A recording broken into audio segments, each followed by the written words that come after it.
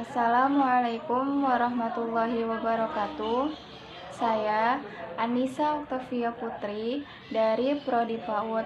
Melalui video ini, saya akan memenuhi UAS saya dalam meresum mata kuliah dasar-dasar pendidikan yang diampu oleh Bu Eti Dayani sebagai dosen. Langsung saja saya akan mempresentasikannya. Apa saja pengertian strategi, metode, dan pendekatan pembelajaran? Pendekatan dapat diartikan sebagai titik tolak atau sudut pandang kita terhadap proses pembelajaran. Pendekatan yang berpusat pada guru menurunkan strategi pembelajaran langsung, pembelajaran deduktif, atau pembelajaran ekspositori. Sedangkan pendekatan pembelajaran yang berpusat pada siswa menurunkan strategi pembelajaran discovery dan inquiry, serta strategi pembelajaran induktif.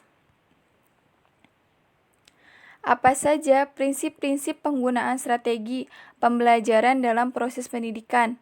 Yang pertama ada interaktif, yang bermakna bahwa mengajar bukan hanya sekedar menyampaikan pengetahuan dari pendidik peserta didik, tetapi mengajar dianggap suatu proses mengatur lingkungan yang dapat merangsang peserta didik untuk belajar.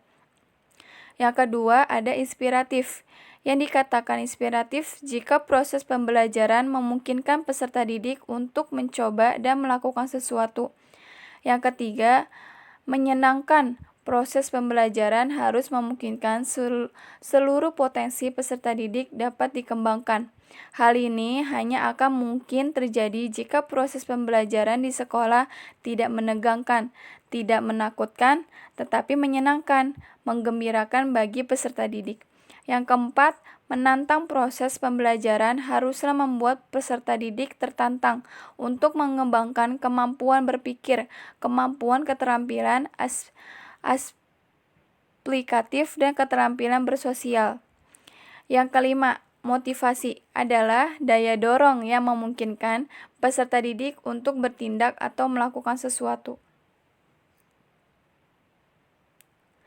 Bagaimana lingkungan belajar dan bermain pada anak usia dini? Lingkungan belajar, baik di dalam kelas maupun di luar kelas, merupakan isu yang telah mendapat perhatian khusus dalam penyelenggaraan pendidikan TK, karena lingkungan sekitar baik, fisik maupun non-fisik, mempengaruhi perilaku manusia. Apa pengertian model pembelajaran pendidikan pada anak usia dini? Model pembelajaran adalah suatu desain atau rancangan yang menggambarkan proses rincian dan penciptaan situasi lingkungan yang memungkinkan anak berinteraksi dalam pembelajaran, sehingga terjadi perubahan atau perkembangan daya diri anak. Apa pengertian dan tujuan konsep dasar manajemen PAUD? Pengertian konsep dasar manajemen PAUD ialah suatu usaha mengelola semua kegiatan termasuk proses interaksi edukatif antara anak didik dengan pendidik dan lingkungannya secara terencana, teratur, dan sistematis untuk mencapai tujuan pendidikan di taman kanak-kanak. Sedangkan tujuan manajemen PAUD ialah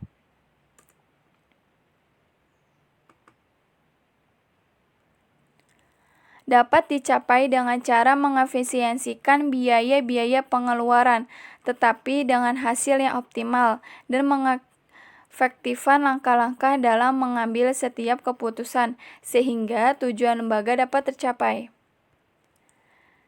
Yang terakhir, apa saja masalah dalam perkembangan PAUD?